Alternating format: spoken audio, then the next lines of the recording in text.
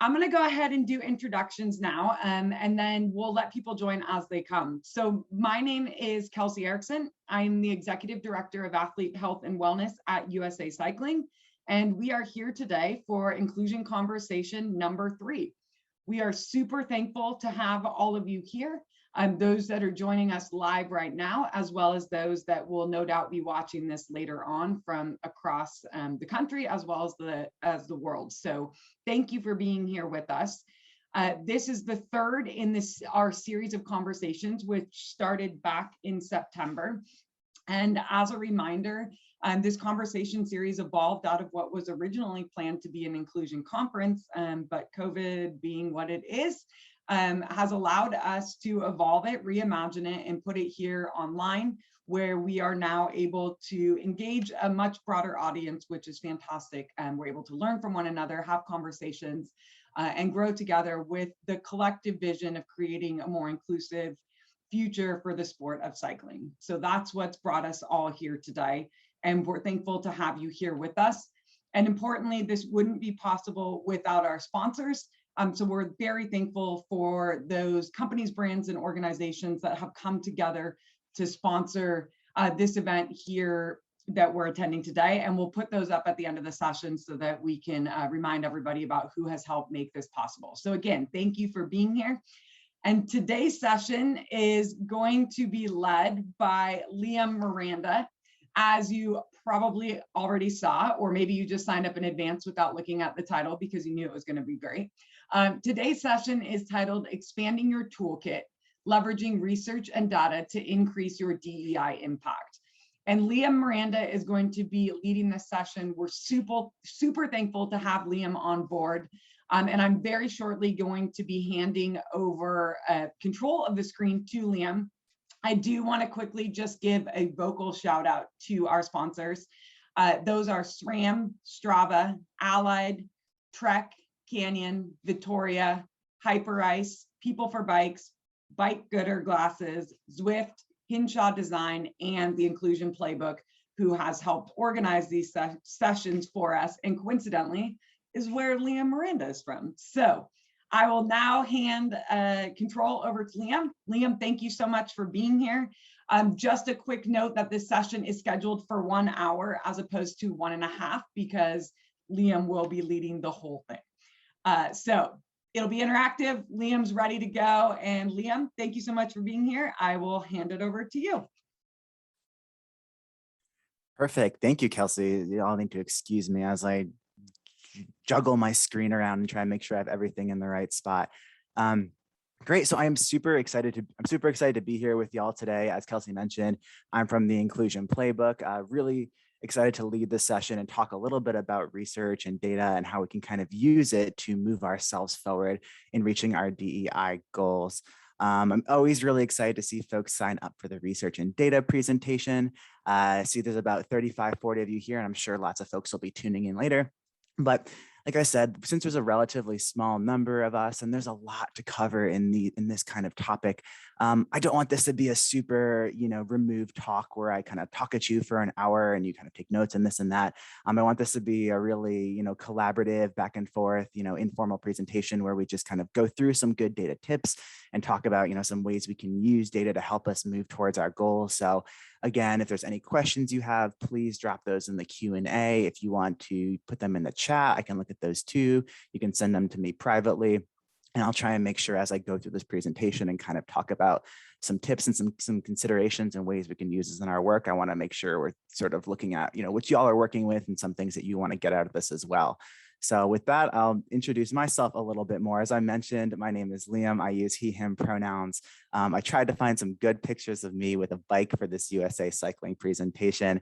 I'm a former D1 athlete. I was a rower, so I rode boats, but after retiring from that, I did pick up gravel cycling, and it's, I'm always game for a good leg sport. And also, there seems to be a lot of similarities between rowing and biking, a lot of ability to just kind of like bear down and suffer through it. And so some pictures of me and my bike. At the Inclusion Playbook, I do a lot of research and data work. I'm a social scientist by training. So my background's in psychology, neuroscience, public policy, econometrics.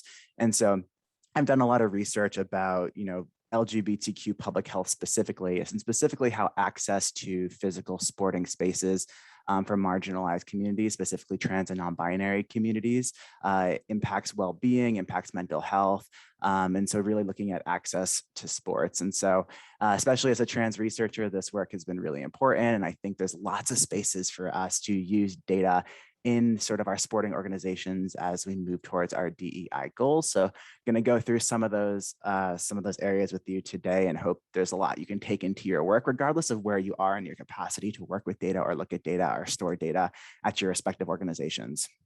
So let's zoom out. Let's look kind of how we're going to move through this presentation and kind of how I want to break this down for you. There's a ton we can talk about on this topic.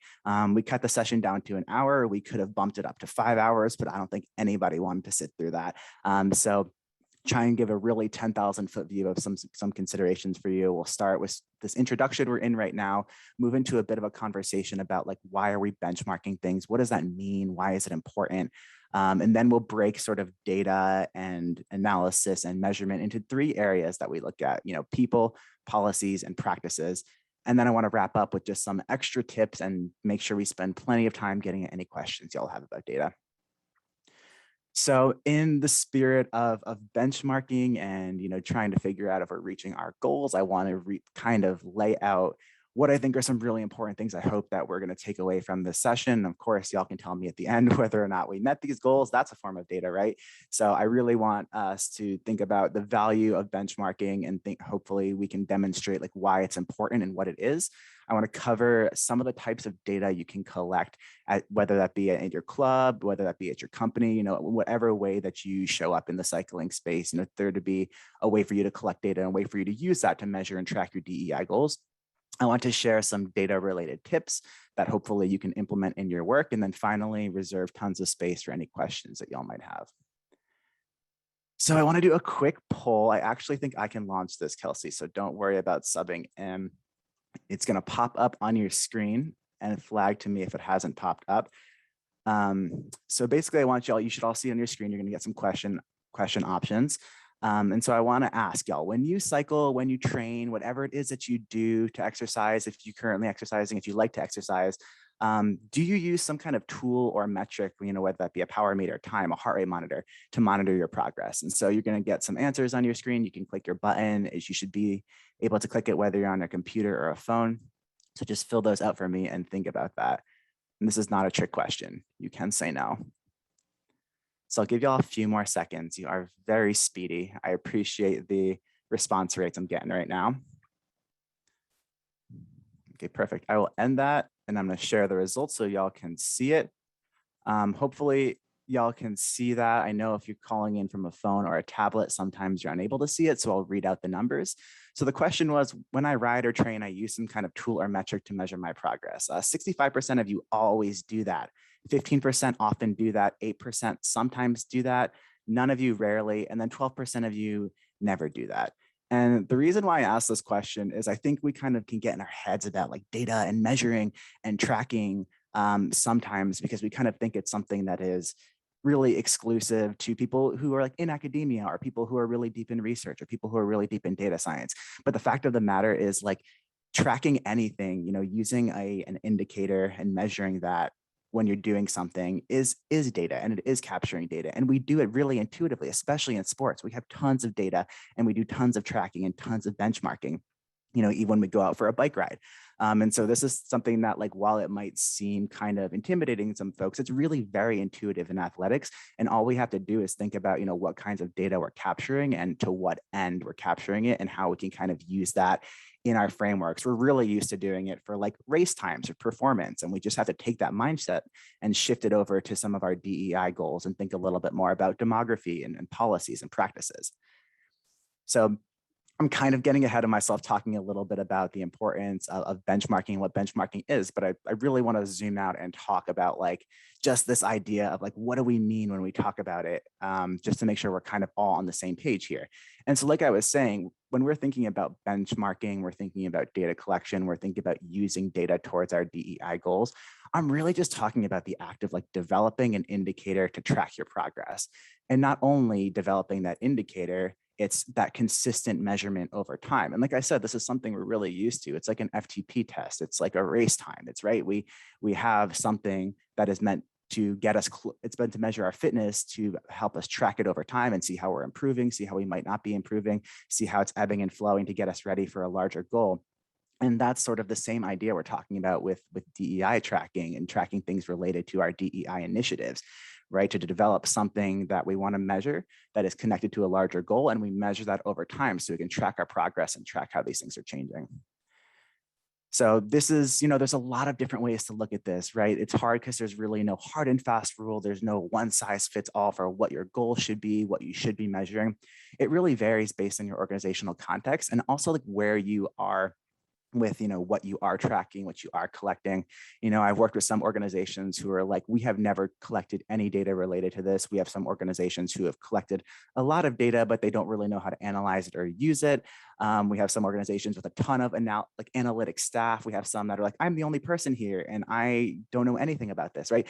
And so what you kind of want to be doing or where you kind of want to be steering the ship is really dependent on sort of where you are and what your goals are and what you can feasibly do. This should never be, analytics should always be helpful. It should never be burdensome, right? So we really want to get to a space, that sweet spot where you're doing something that's helpful and that is pushing you, but isn't necessarily going to take over your job duties, because I know everybody is just spread super thin, especially when we're working on DEI initiatives. And so the goals and sort of what you should be capturing are really going to vary based on what you're able to do, where your organization is at, what you have, what you historically have done, and a host of other things. So hopefully we can get at some of those nuances in this presentation, and you can kind of figure out where you're at and figure out where you'd like to be going. This is a good example I like to give because I feel like I talk about benchmarking and I talk about analysis and it's all super abstract, right? It's like, okay, you're talking about all these things, but like, what does it actually look like in practice? And so I want to give this example of this organization I worked with. I won't name the organization. I'll try not to give many identifying characteristics. So this is basically an organization who ran like after school programs for youth to get them more engaged and interested in the sport that they were trying to, grow essentially. And this organization had been doing a little bit of DEI work and have come to the conclusion, from their stakeholders, from the board members, from, athletes, from coaches, that they weren't doing a great job of recruiting and retaining Black youth and families in their programs, right? They felt that their programs were overwhelmingly non-Black, and that's something that they wanted to address, and they wanted to do a better job of recruiting and retaining Black youth and families in their programs. So what we did essentially, I was working with them and was kind of like, okay, so we looked at this in two ways. First, we wanted to look at membership records to say, okay, this is some feedback we're getting from our community. Let's check our membership records and see what actually the percentage of race and ethnicity looks like in our programs. And that's something that they actually didn't have, right? So the first step was, let's think about how we're collecting data in a non-obtrusive way, in a way that doesn't like burden folks unnecessarily, whether that be on like membership forms or registration, to actually start collecting the data so we can see the scope of the problem better, right? We know it's a problem because our stakeholders and our communities have reflected this at us. So let's use data to get a better handle on actually at the size and scope of the problem. And so we work to implement race and ethnicity questions in some of these forms. And so that was able to give us like over time the actual percentage of Black youth and families in the program. So once we had that percentage, we wanted to see, there were some questions floating around about like how that kind of stacked up to some other things in the community. So we actually end up looking at US Census data to see sort of the breakdown of Black youth and families in the areas these programs are operating. Now, there's some larger questions, you don't want to assume that necessarily like you're going to expect the same percentage in the community as opposed to the community in a sport, right? There's a question of like, are the people who participate in this program actually representative of the entire community? But we still wanted to know, like, if, there's 50% of the zip code are Black youth and families, and 5% of our program participants are Black youth and families, we are not doing a great job of engaging the entire community. And so that's kind of what we saw, is that we saw higher percentages out in the areas this program was, as opposed to who is in actually enrolled in the programs. And so we were able to really get a better handle on like what our goals should be and what direction should we be going. And this finding, obviously, as like a lot of other analysis and data findings do, like they raise a lot more questions than answers, right? It's like, okay, so these numbers are lower. Like, why? Is it because of our policies? Is it because of our recruitment? Is it because of our staff or what we look like? Is it because of how we're messaging this? Is it because of where we are? But we were able, through having all this data, to get a much better handle on sort of what our numbers looked like. And that allowed us to sort of come up with a reasonable plan and progress and a way that we wanted to end up looking at this. And so the group ultimately decided to work on recruitment a little bit differently and build some partnerships across different programs in their communities. And so that basically is going to get us all the way back to square one, where over time we want to keep measuring this and see, how this changes with the implementation of these new initiatives and the implementation of these programs. So just a concrete example in the sports space of kind of how we can use data to get a better handle on things, and then also to track if we change something, if we implement a recruitment program to reach out to more Black youth and families to enroll them in an after-school sports program. We want to be able to see, like, do we notice that actually changing percentages? Do we actually see an impact? And there's certainly ways that we can do that with data and sort of try and isolate that impact. So that example I gave, it got at a lot. It got at people, policies, and practices. But I want to break down this presentation into kind of those three areas. That's how we at the Inclusion Playbook sort of like to approach data collection and analysis. We sort of break it down into people, right? So that just being demography, who is represented. We think about identities, experiences, how are we measuring and tracking, like literally who is involved in our programs. Policies, we think a little bit more about like how are we building an equitable space, like how do our policies, whether that be staff policies, whether that be policies at a competition, whether that be policies about facilities, how is that communicating values of inclusion and respect, and how do we track policies and policy change? And then practice is finally where like that rubber meets the road, right? We know about our people, we are building our policies in an equitable way, but like how are we actually living out these values day to day? Like what do our actual actions look like? How do we track like our commitment and the work that we do like culturally to move towards a more inclusive environment, and what impact do practices have? So I will start with people. We've talked a little bit about demography, but I want to kind of drill into what we really mean by people and what we mean about this type of data. And so this is a question. This is not a poll. I don't want to make you do a million polls, not a pop quiz. But I just want you to reflect on this question for a second. Just, whether or not you know the demographic makeup of all your stakeholder groups. And so when we talk about stakeholders, I'm thinking about, it's obviously dependent on where you're at. If you're at a cycling team, if you're at a company, if you're at a bike shop, if you are at a club, your stakeholder groups look different, right? But you can think of anywhere from your customers to your fans, to your athletes, your coaches, your vendors, your staff, your board of directors. There's a lot of different stakeholders, and a lot of the time, folks like don't really know. That's not data we collect. It's hard data to collect. It's hard to figure out how to collect it, but it's a really fundamental piece of information we want to have about folks sort of in our spheres. So, like I'm saying, people is really about, we think assessing that makeup of who is present, who is represented. I walked through some of these stakeholder groups that you would want to consider getting information from about their identities and their experiences. This is a lot, right? I'm not saying you need to go out tomorrow and make sure you have everything for all of these groups, but just some things to start thinking of, reflect on whether or not how many women are represented in your board members, how many people with disabilities are on your team, how many LGBTQ vendors are at your competitions. And so just being able to get an idea of identities and experiences gives us a really better scope and an idea of what we're working with in terms of increasing diversity in spaces in our sport. And so some examples of this, I like to give some examples so we can kind of see it in action. These figures on the left, the Inclusion Playbook, we do these things called equity audits, and we normally do them for governing bodies of sports, but we adapt them in different contexts. And one part of this is like we kind of do this audit of who shows up, who do we have in these various stakeholder groups in these spaces? And so for this particular audit, they were interested in people of color and women in a bunch of different stakeholder groups. And I'm not sharing all the information because I don't want anyone to like triangulate like which organization this is, even though that would be very impressive, but you never know, right? It's recorded. So in this example, like it was really helpful for this organization just for us to lay out like, hey, this is, you know, how many women are on your board of directors. This is how many women coaches you have, and look at all these percentages side by side. They're also looking at athletes and coaches and members.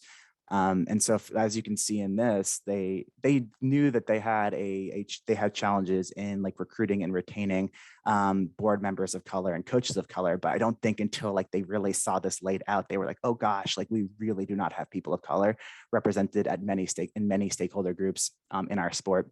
And so I think that was a really useful exercise for them to kind of get that baseline, understand the scope of the problem, and then have something to move forward on. And this figure on the right is from the NCAA. The NCAA keeps track of demographics for their athletes. And I wanted to include this example just to demonstrate like how useful it is to have this data over time, right? It's really good to have a snapshot, but I think over time, it shows us a whole different story. And this is for this is for hockey. So I'm not here to pick on hockey, but this I think is a really important figure, right? Because it shows since 2008, like this sort of demographic breakdown as it pertains to race, like hasn't really changed. That white athletes still make up the majority of the sport, and there hasn't really been that much of a change in it. And so I think having that information over time adds a whole new dimension. And it's really important to think about how we incorporate these tracking measures into sort of our forms and things over time to be able to get this sort of historical trend data as well. This one I included, just really interesting. There are some really interesting ways to look at this data. And I like this one specifically because it like looks at teams within a league, right? This is the racial and ethnic makeup of every NBA team's fan base done by a polling company. And I think, you know, while there are different utilities for some of this information, I think this is just a good example of like how like you can look at this data at a bunch of different levels, right? If you are a club and you have a bunch of different programs underneath your club's umbrella, you can do this and compare the clubs under sort of the programs underneath your club's umbrella. Or if you are, you know, running a race and you have a bunch of different, you know, events that folks register for, you can kind of do this and cut it in different ways. And so I think there's some really interesting insights that can happen when we collect this demographic information and we kind of group folks based on certain like club affiliations or team affiliations or event affiliations, just that can show us a bunch of patterns that like just weren't really apparent to us before, right? And there's a lot we can do with this information. It might not be that useful to you. It might be very useful to you. It really depends on your goals and kind of what you're utilizing the information for. And so, you know, I got at this idea of goals. And I think when we're building goals around this people, the sort of really the end result that we're talking about when we're using data and analytics is thinking about to what end does this help us measure our progress on a goal, right? And so when we're thinking about building goals where people data can be really useful, it's something like we want to make a 5%, you know, yearly increase in the number of women volunteers. We want to recruit 5 Asian Pacific Islander athletes to our next cohort of sponsored athletes.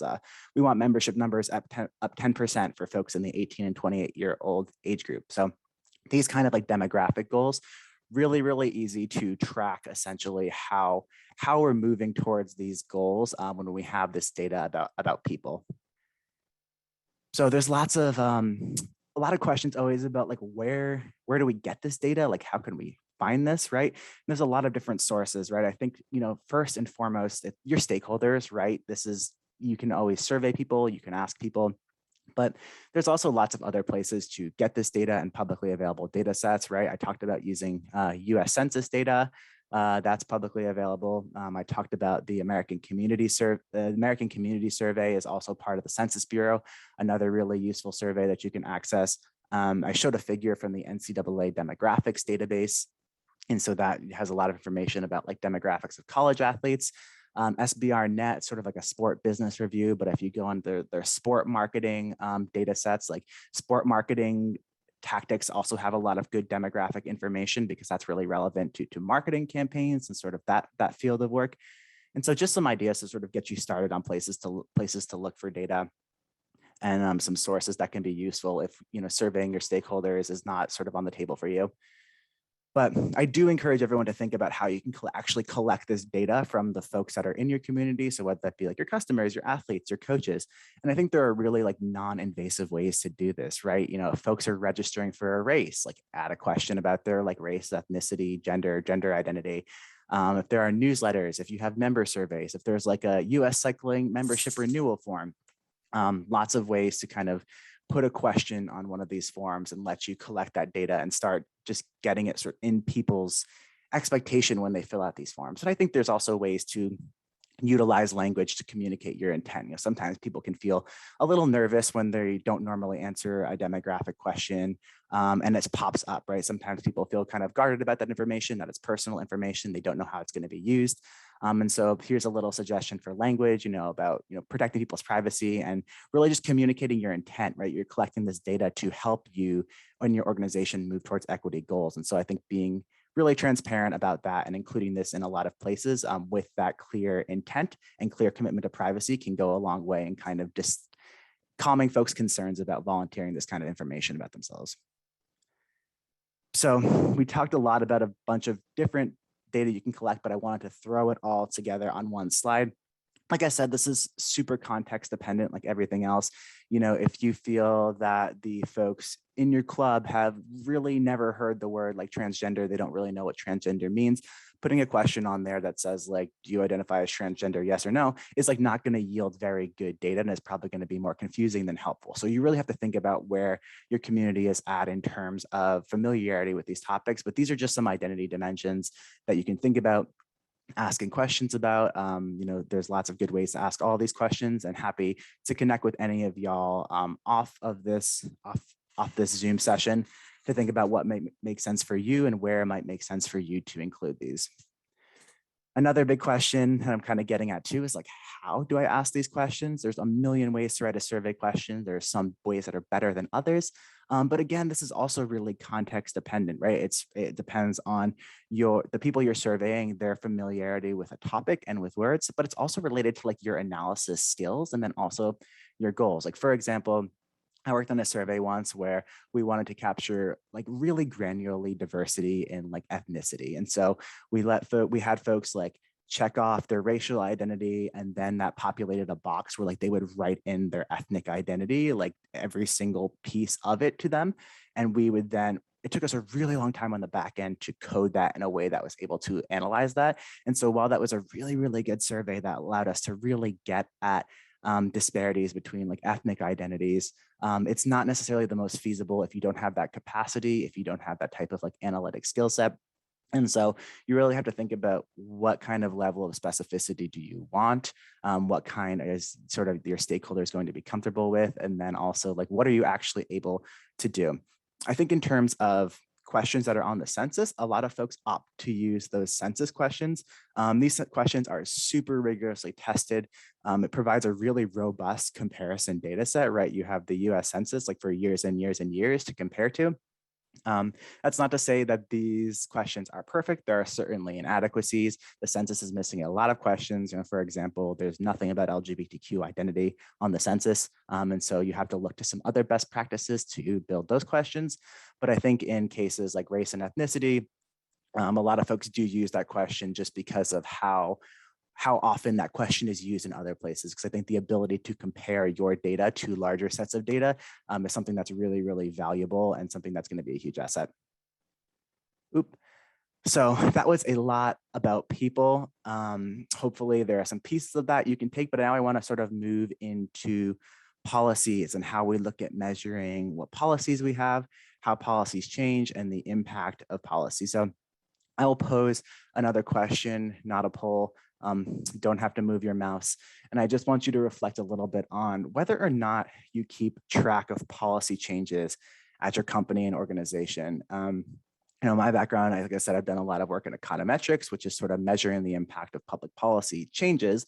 And a lot of the time, people will change a policy in a positive way, but not keep track of when that policy changed or how that policy changed, which is actually really, it's a really simple tweak that helps us a lot in analysis, right? Because if you think about like looking at all that demographic data that we just had, if we know when and how we change certain policies that could have an impact on recruiting and retaining people of different identities, we'll want to know when that shift happened and what that shift included, right?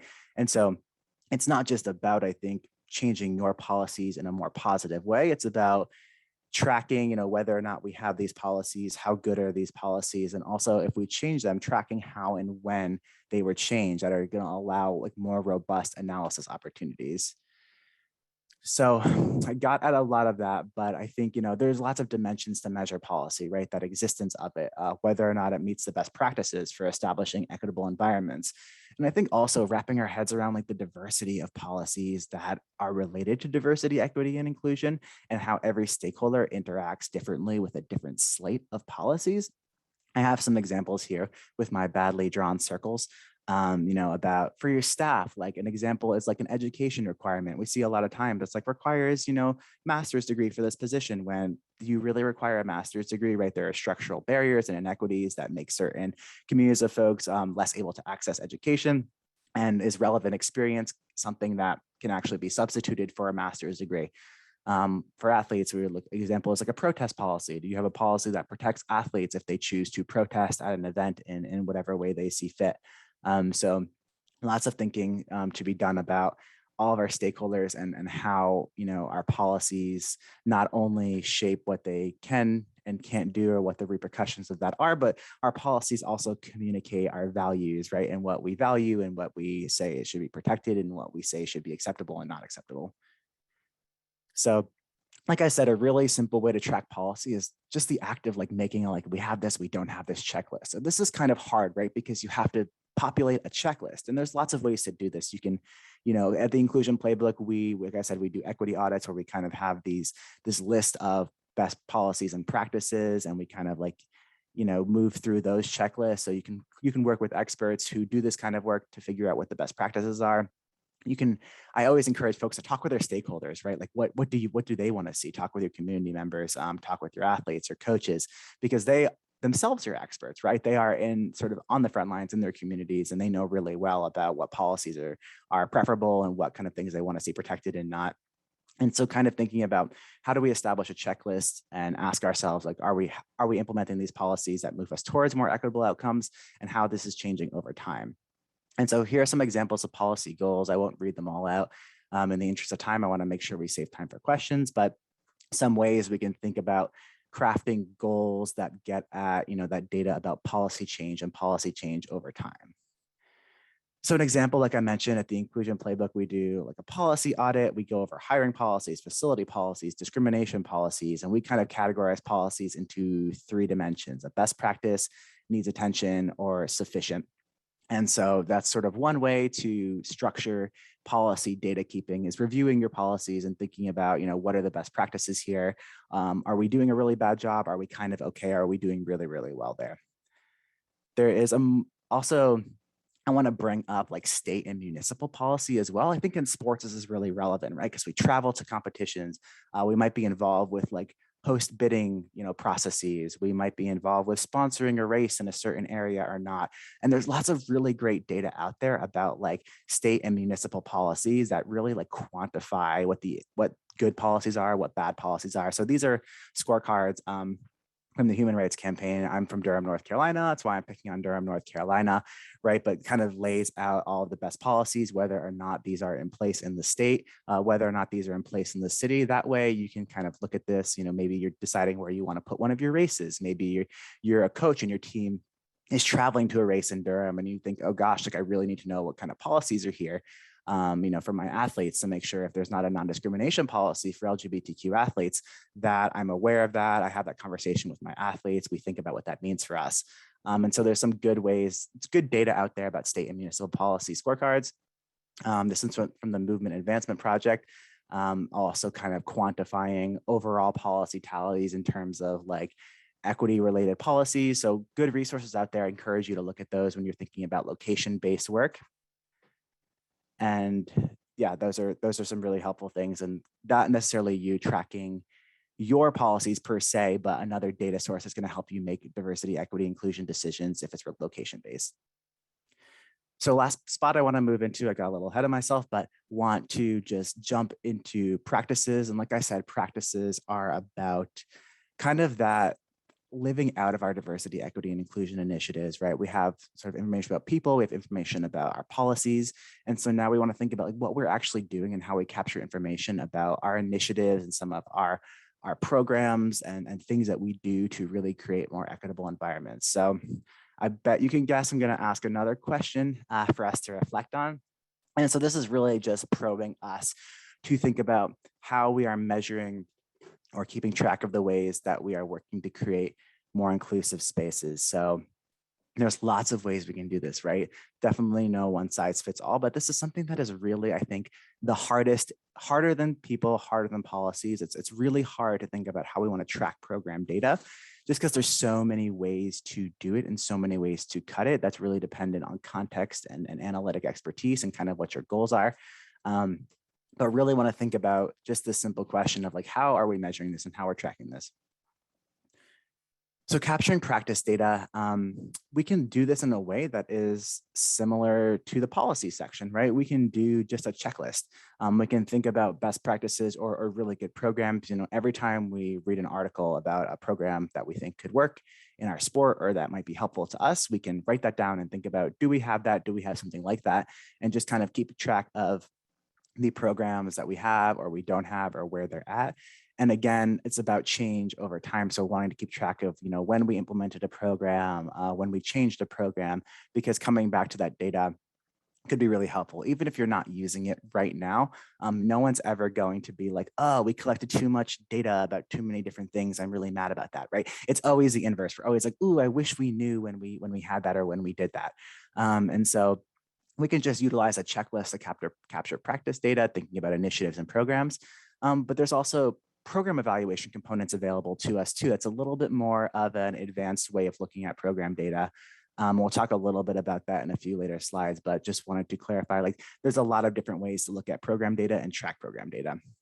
So these are some examples of practice goals.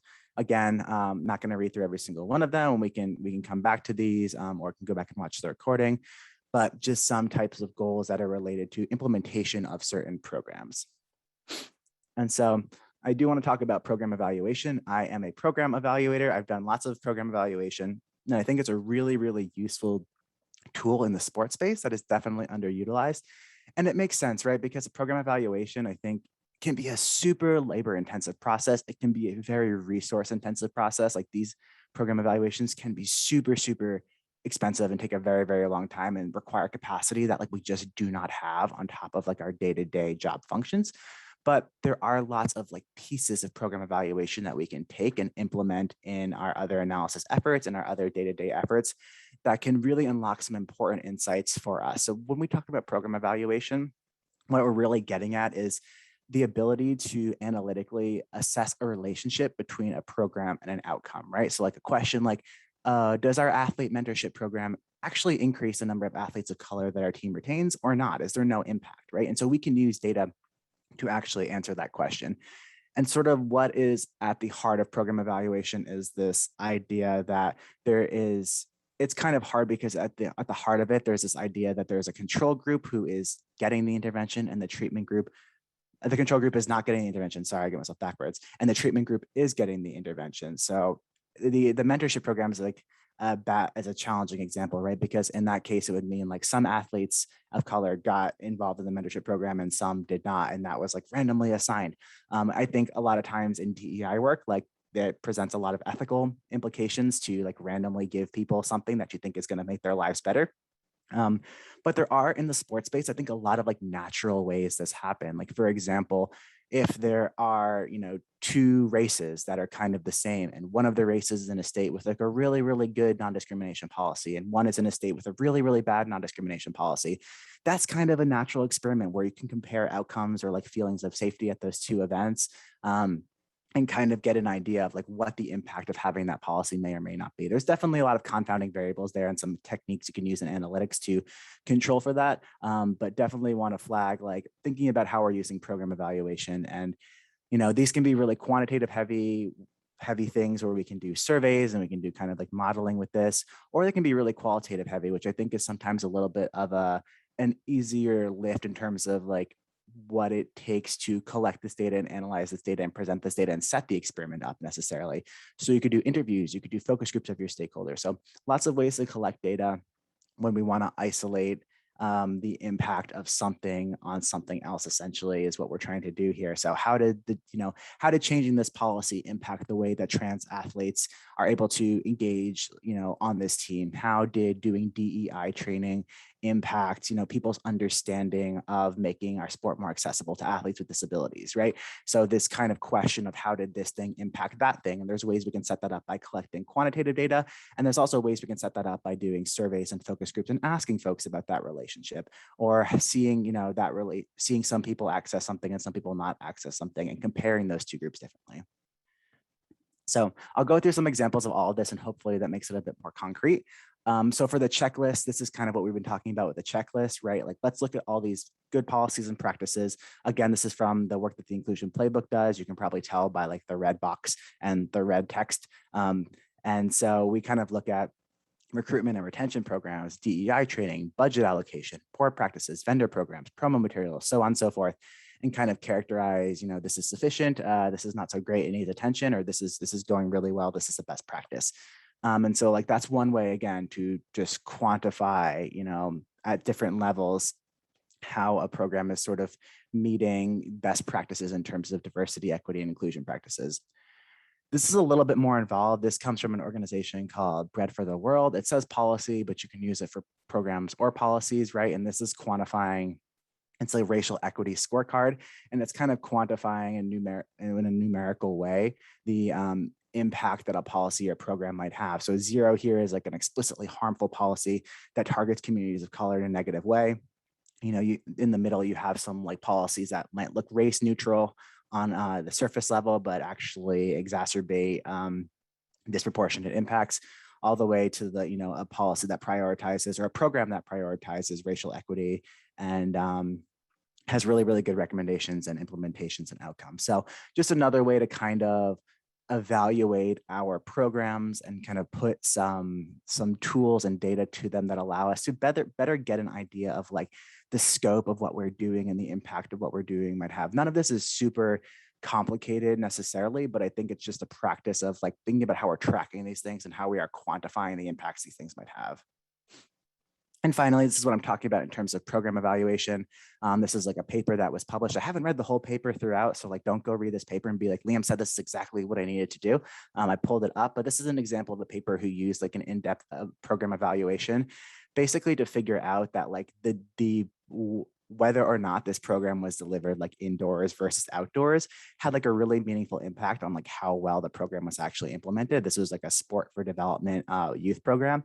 And so there are ways to like set up an evaluation to get at like that level of granularity. That's like, oh gosh, if we deliver this program like inside, like it's going to go much better. And so that's kind of like what program evaluation gets at. So like I said, it can be really in depth, but there are pieces of that we can take in our other work. So wrapping everything up, I kind of want to make this like all make sense in the context of each other, because I know I'm talking at you for a really long time, and I promise I'll stop doing that very soon. Is kind of moving through data and tracking related to people, policies, and practices. It all kind of builds on one another. And I know we've talked a lot about like the difference between diversity, equity, and inclusion. I don't think these map perfectly, but I think they're kind of helpful frameworks to think about what we're really trying to get at, right? People are talking about like who's in the room, who's represented. Policies we're thinking about, what are we doing and how are we making changes to build a more equitable like structure and framework. And practices is kind of like that culture change, that day-to-day work, like how are people actually able to meaningfully show up and how they feel the culture and climate is. And again, the big take home I want is like that measure these changes over time. Like if you change a policy, track that you've changed that policy and how you change that policy, because this is, even if you're not doing the analytics now, I think you'll want to be able to do the analytics at some point, and having that data is always going to be helpful. I have an activity here. I don't think we're going to do it just because I have a few more slides I want to get through and I want to save time for questions, but you should definitely come back to this. When I'm thinking about making a goal that is really trackable and we could really use data to help us like measure our progress on, this is kind of the way that I move through it, right? I think about the end goal first, like what do I want the end goal to be? And I'll show you an example because I think it'll be a little bit easier to talk through that way, right? My end goal is trans inclusion. I want to think about tangible steps toward that goal. So we want a trans inclusive participation policy. We want to do a trans inclusion training for staff. And I think about how do I track these steps, right? It's progress on making a trans inclusion policy. It's pre and post surveys and training. It's the number of trans athletes in our team. And then I think about, okay, so what changes do I expect to see when I do these steps, right? And so I expect to see the policy change. I expect to see improved understanding and comfort from people who do the training. I expect to see more trans athletes, and then just mapping a time onto that. So kind of moving from a really big picture to a really small picture, right? Like what's our end goal? What are we going to do? How will we track it? How do we expect those indicators to change? And by when do we want to see those changes? Is kind of the way I move through when I want to create a diversity, equity, and inclusion goal and make sure that we're mapping data to it. So I want to round out with some like last minute tips before I get into your questions. These didn't really like fit into, I think, any of these sections, but there are definitely things that I did not want to not mention on this call. So bear with me as I just get through some of these last slides. So you probably have heard a lot about the importance of data disaggregation. And when we talk about data disaggregation, we basically mean we're breaking out demographic categories in like more granularity to see how people with different identities respond to different questions. So to kind of see how identities, experiences, how outcomes differ across those. So for example, like if we look at a number that's like, I'm making this up, so this is probably not even in the ballpark, but like 40% of people have bachelor's degree or higher. Great, that's helpful, but we don't really know, if we wanted to look at race and ethnicity, like we don't really know what's masked in that 40% number. So going along that same train of thought, if we're thinking about a bachelor's degree or higher, this is an example that breaks that out by race and ethnicity. And so this is good. I think this is where we land on a lot of our data analysis and what's most feasible for a lot of folks, but it's still actually, as much as we can disaggregate, we should do that, right? Because if you look at this figure, you're seeing like, wow, Asian American Pacific Islander folks are up at 50%. All these other racial and ethnic groups are much lower. So if we're going to develop a program, we probably shouldn't be focusing on Asian American Pacific Islander folks. But if you disaggregate at least the Asian ethnicities in this number, that 50% up there, there's huge variation within like a big demographic category that we look at, right? You have Taiwanese folks, 75% of folks have a bachelor's degree or higher, where if you look at Bhutanese folks, it's down at 11%, right? And so I think, this is sort of a lesson or something that we all need to keep in mind is like, we obviously can't disaggregate everything to like a very, very granular level every single time we do that. We do analysis, but we do need to understand that there's tons of variation in some of the demographic categories that we use. And so not to be misled by certain trends and think about, what level of granularity can we feasibly get down to? And the closer we get down to these smaller levels, like the more targeted and effective we're actually able to make our programs and the more disparities we're actually able to see. Obviously, again, very dependent on your capacity, dependent on like your membership. These might be you might not be, if you're surveying 50 people, doing this kind of disaggregation might not actually be feasible for you because you're not going to have a lot of like those values. But again, just it's something I wanted to mention and keep in mind. So like I said, analysis tips, disaggregating is really important. Using cross tabulations based with identities. So to really see how all your outcomes are differing by demographic variables. I like to use data visualization a lot as an exploratory tool. I think like in analytics, doing like exploratory analysis gets a really bad rep. People are like, oh, you shouldn't just be digging through your data. But I think, for DEI work, it's really helpful to dig through your data and kind of see what pops out at you and use data visualization to explore in a really tangible way where things can pop out and things will look different. There's definitely, if we want to do modeling, if we want to do some type of like regression, we want to do some type of predictive work, using demographic variables as indicators or dummy variables to kind of see how impacts might be varying by demographic indicators is a really good way to look at things too. And finally, that point that analysis is like only ever going to be as good as our data is. And so if we're sampling in a strange way, if our questions aren't designed really well, if there's a huge confounding variables, our analysis can only go so far. So really wanting to make sure that when we collect data, we do so in a way that we cast a really, really wide net and we design our questions thoughtfully. And also being mindful of when we do analysis, how generalizable it is. Most of the time, like we don't have the capacity or budget to design things that are generalizable. So that would be something that is like randomly sampled And that's really, really hard to do unless you're dedicating a lot of capacity and time and money to a study. And so I don't think having a study that is not generalizable is bad in any way, shape, or form. I think we kind of teach people that, like, if it's not randomly sampled, like, it's bad. It's not necessarily bad. We just have to be mindful of any biases that could be in the data and just not generalize it, right? If you're surveying your members and you hear from your members, you shouldn't generalize that to every single cycling club, but it certainly can be generalized to the people that you surveyed, right? So just keeping that frame of reference in mind. Last slide I want to go on before I get to your questions. I know I'm cutting it really close, so I'll also give you my email address so you can follow up with me about anything. Is the importance of community engagement in this work, right? As analysts, we can do a lot of data analysis, but our data is only ever going to be as good as like that subject matter expertise and that lived experiences. Like, data analysts make a lot of mistakes just because they don't really know the data that they're working with or the communities or the nuances of it. So it's really important to involve the people that you're doing data analysis about or on in any sort of part of the process. So definitely engage stakeholders throughout the whole process.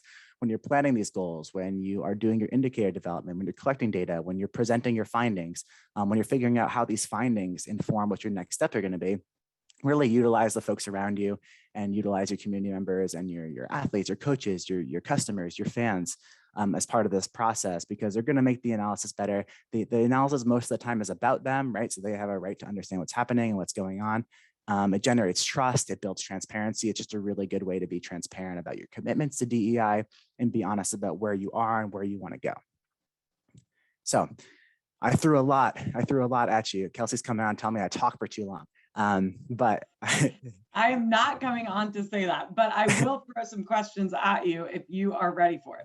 Yes, I'm totally ready for questions. Okay, well, do you mind? I'm going to share my screen instead of yours, if that's okay. Yeah, go for it. Okay. Stop. Just so that I can put this one up. Okay, awesome. Oh, I want to make that a screen share. Okay, cool. This was the slide I meant to have up for you all at the beginning. So awesome. Let me get you, we've got a few questions. If we're not able to get to all of them, as Liam mentioned, we will share out his email so you can follow up. And a couple of these I think actually kind of got answered as the conversation went on, but I will throw them out there to you. So in regards, the first one is in regards to data on LGBTQ and working with youth, particularly like 2 to 18 years of age. There's hesitation around asking for information from the athletes as their safety concerns, and in particular, the possibility of kids not being out to parents or potentially a trans person not wanting to share that. And so at the moment, this club only asks about free and reduced lunch and has struggled to find the best route for gathering like more detailed data with regards to whom they serve, and wondering how they might be able to be a bit more inclusive, working specifically with kids as opposed to adults. Yeah, that's a great question. And especially like, I know I've done LGBTQ public health work. Most of my work has been in like trans and non-binary public health. And that's a huge consideration too, right? Especially in spaces where there's such rampant discrimination as it pertains to LGBTQ identity. Collecting this data is actually something that could be really, really dangerous, right? If it gets out, or if someone figures out, or if it's traced back to the person. And so I think there are a few ways you want to go about it, right? First, for all these questions, we have to put the ability to skip a question, the ability to prefer not to answer. And these questions shouldn't be mandatory. They should not be forced.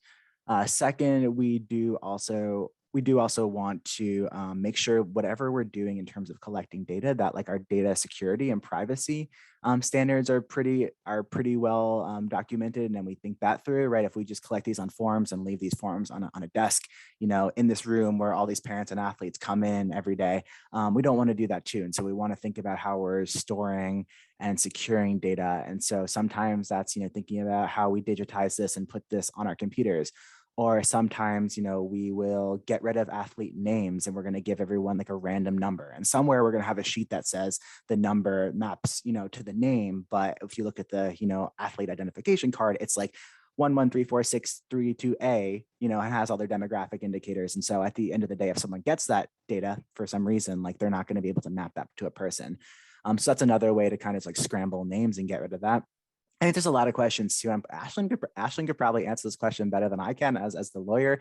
But there are also certainly some challenges, certain states or localities or countries or districts or clubs, they have like mandatory reporting rules, right? And so there's sometimes like these mandatory reporting rules that if someone discloses like their sexual orientation or gender identity, there's some problematic policies that like sometimes mean that has to go up into go through a certain process. These are not super common, right? These are really like dangerous policies that I think some states are kind of exploring, or in some context there might be exploration of those. And so you have to be mindful of whether or not that exists and whether or not like a data collection form falls into that category. But again, if you have a specific question about your club or organization or the work that y'all are doing, definitely email us and we can kind of think about, you know, what makes the most sense given your context. Because at the end of the day, you're right, that privacy and making sure this information that is shared from your youth athletes is information your youth athletes can share in confidence and does not get back to their parents, especially regarding LGBTQ identity is paramount. And so we have a huge responsibility when we collect this kind of demographic data to protect it. And so we can work through some ways to do that. Awesome. Thank you for that. And then the next question is, and I think this is the last one that we'll address on this call, unless anybody wants to add any more questions or any more comments. And I might not ask this one completely correctly, so if I don't, I apologize. But the question is, I'm not sure if this is in relation to surveying or action, but any recommendations for prioritizing? For example, trans rights versus equality versus people of color, et cetera. Yeah, that's a great question. And I'm going to give you a really unsatisfying answer and tell you that it really depends on your goals and kind of what you want to tackle and where you think your greatest needs are. There's lots of ways, I think, to look at your stakeholders and have a conversation about what you want to prioritize. I think some of this work is so challenging in part because we don't prioritize. And so I appreciate you asking that question. When you think about diversity, equity, and inclusion, and you're like, oh gosh, we all have so much work to do in so many dimensions, right? I think that can be really daunting. And so we kind of do have to break it up into tangible goals, and how you want to prioritize is really dependent on where you're at, where you're seeing the greatest need, where your stakeholders are seeing the greatest need. I think something we recommend for folks is to be thoughtful about like how you are making things more inclusive for folks with multiple minoritized identities.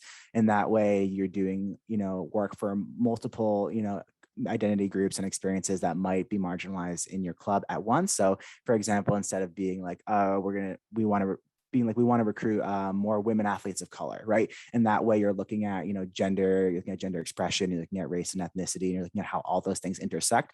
And by focusing on folks at the intersection of these identities, that's really going to improve, experiences for folks of color, for folks of diverse gender identities and expressions, just by focusing on that group that experiences marginalization from a lot of these different systems. And so I think if you are like, we got a lot of work to do, what should we prioritize? Think about prioritizing folks at those intersections.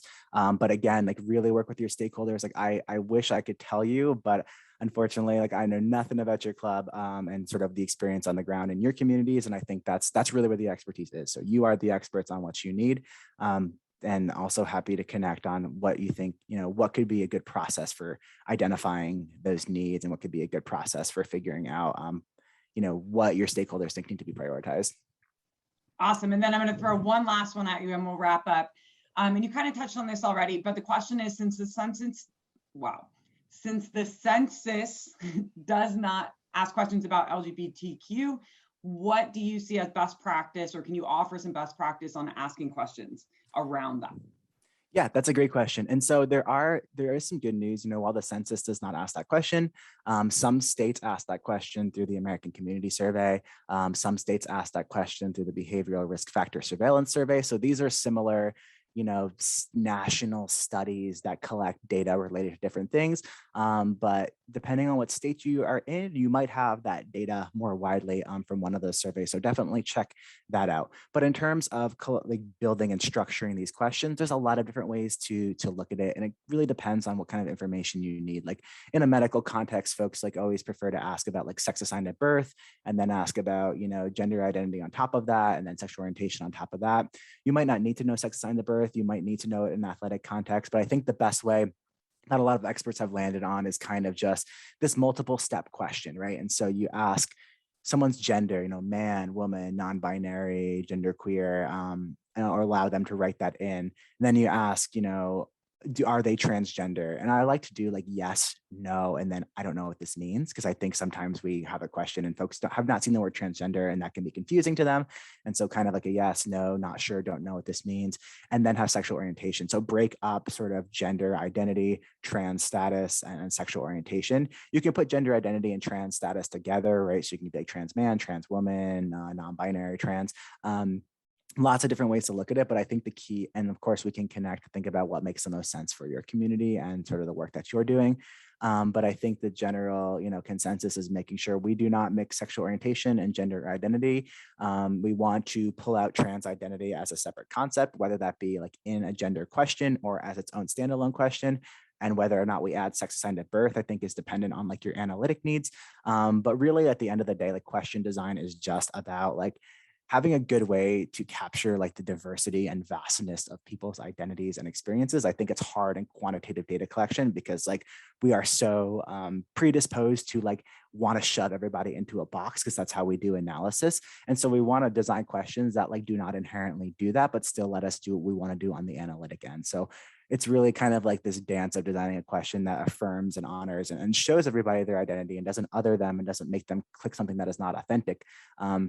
But still makes sense from an analytic perspective and what we want to get out of it and how we want to be able to look at the data in service of people with diverse gender identities and expressions. So really a balancing act. I hope it wasn't a super unsatisfying answer. And again, you can just email me. I'll put my email in the chat if you want to talk more specifically about it. And there is one thing that I wanted to add. It's a question that I did not get asked, but I usually get asked. And so I want to say it. Oftentimes folks want to do analysis and they do not have the capacity or the time or the energy or the expertise. And so I always encourage folks to look at local universities, look at folks who are doing this research, look at folks in like sports research and psychology and social sciences, and reach out to folks who are doing research that like is kind of similar to what you're interested in. Because a lot of the times faculty and folks at universities, whether they be PhD students, whether they be faculty members, whether they be master's students, undergraduate students, they want to do this research and they're trying to like generate, research work in the space and are always really excited to form these external partnerships with folks who are doing actual on the ground work. And so I really encourage you to look out for folks who are doing work that are interested in and build those research partnerships. It's a really great way to get research done that is relevant to you, but build your capacity to do it. And so if you have any thoughts about, oh gosh, I have no idea, this is the kind of question I want, but I have no idea, who might be best suited to do this, feel free to reach out to me about that too. And I can maybe connect you with researchers that I know are interested in that work and would likely be happy to take the project on. That's all.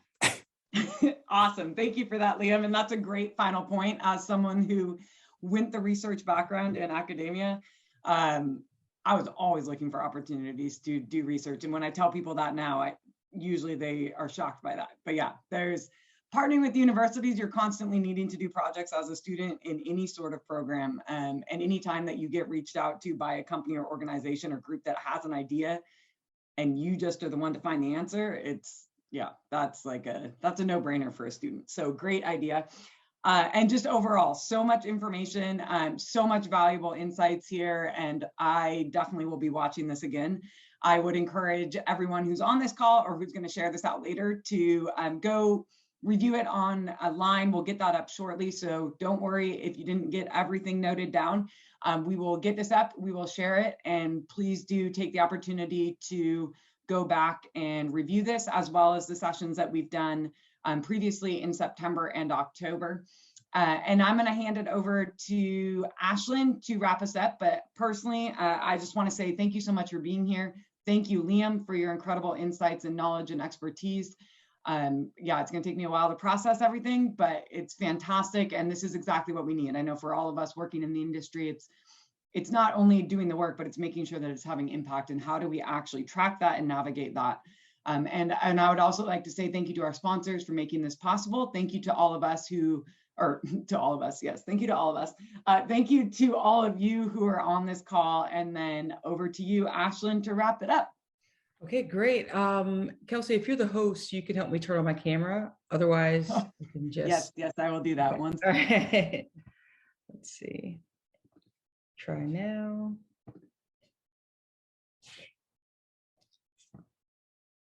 Great. Again, I want to say thank you to Liam today. This was an extremely enlightening conversation, and please continue the amazing work that you're doing. I also want to thank all the attendees for the great questions. This is intended to be an interactive dialogue, and this would be possible without all of your enthusiastic engagement. So if you didn't get a chance to ask a question that you would like to ask, please follow up with us. You can drop a note to Liam, or you can send a note to Kelsey at inclusion@usacycling.org. Our next webinar is on December 2nd. It will be a training on implicit bias. We usually allot, I think, about 100 spaces to each webinar, so please RSVP as soon as possible in case we need to extend the number of registrations. And for more information about USA Cycling's DEI efforts in the conference, please go to this link. Kelsey, I'm going to drop the link in the chat box if you already have it. Perfect, go for it. I put it in earlier, but it's way up there now. Okay, this looks about right. Okay, cool. Again, thank you for being here, and we hope we see you for the implicit bias training on December 2nd. Thank you, everyone.